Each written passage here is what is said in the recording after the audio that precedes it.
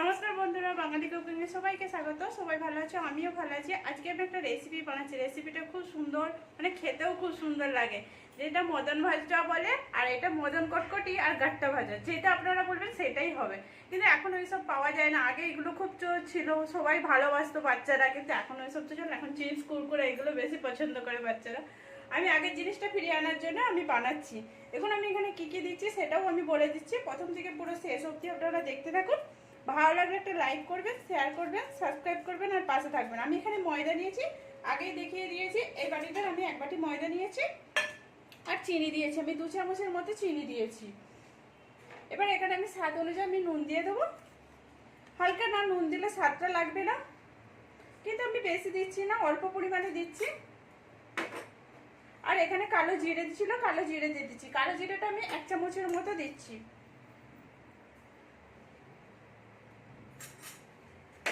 আর একটু আমি ঘি দিয়ে দেবো। এখানে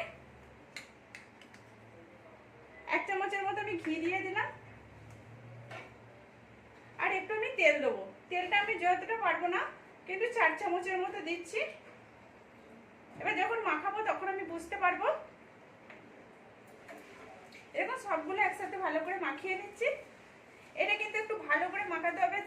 হাতটাকে একটু ঘষে ঘষে, এই দেখুন হাতটা এরকম করে করে ঘষে ঘষে ভালো করে মাখাতে হবে। আর এইটা যতটা ময়ানটা ভালো হবে ততটা মানে খাস্তা টাইপের হবে, আর খেতেও খুব সুন্দর লাগবে।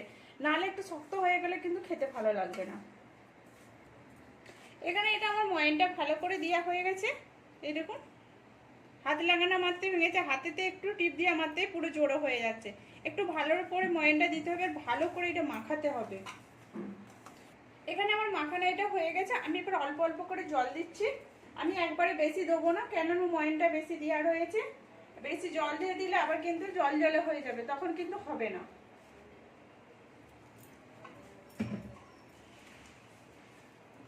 আস্তে আস্তে আমি ডেলা করে নিচ্ছি এটাকে এক জায়গায় জড়ো করে। এখানে এটা আমার মাখানো হয়ে গেছে। দেখুন কতটা সফট হয়েছে। এটা আমি ঢাকা দিয়ে 5 মিনিটের মতো রেখে দিচ্ছি। 5 মিনিট বাদে আমি দেখাচ্ছি।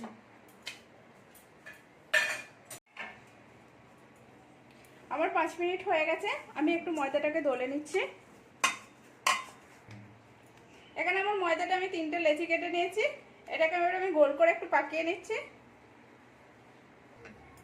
এখানে আমি গোল করে নিয়েছি। এবার এটাকে আমি বেলে নেবো।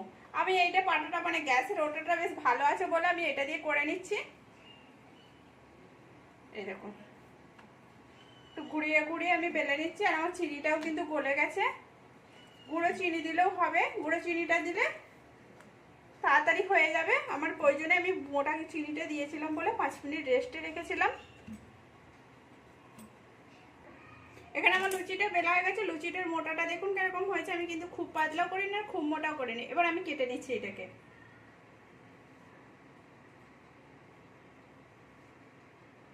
আমি সাইজটা একটু ছোট ছোট করে কাটছি, এটা দেখতে ভালো লাগবে। খুব বড় করলে কিন্তু ভাজাটা ভালো হবে না। এটা আমার কাটা হয়ে গেছে। এবারে লম্বা লম্বি কাটা গেছে। এবারে এটাকে আমি চৌকো করব।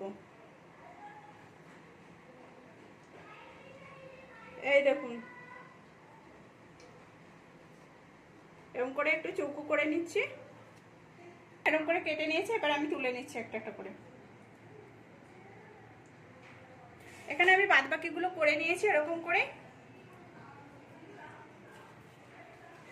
আর এখানে আমি তেলটা গরম করতে দিয়েছি। তেলটা আমার হাত সহ গরম হয়েছে। আমি এবার এগুলো দিয়ে দিচ্ছি। এগুলো জোড়ানো আছে, কিন্তু তেলটা গরম হলে আস্তে আস্তে ছেড়ে যাবে এগুলো।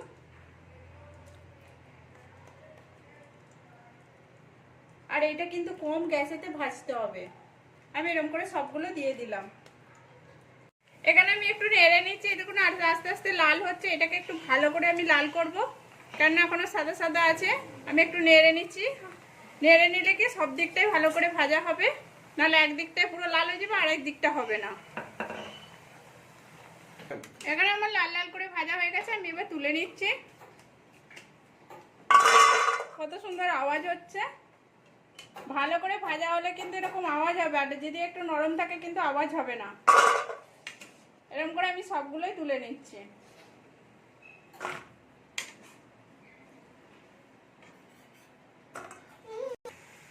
যেগুলো আছে আর মানে বাদ বাকি যেগুলো ছিল সেগুলোও আমি ভেজে নিচ্ছি এরকম করে।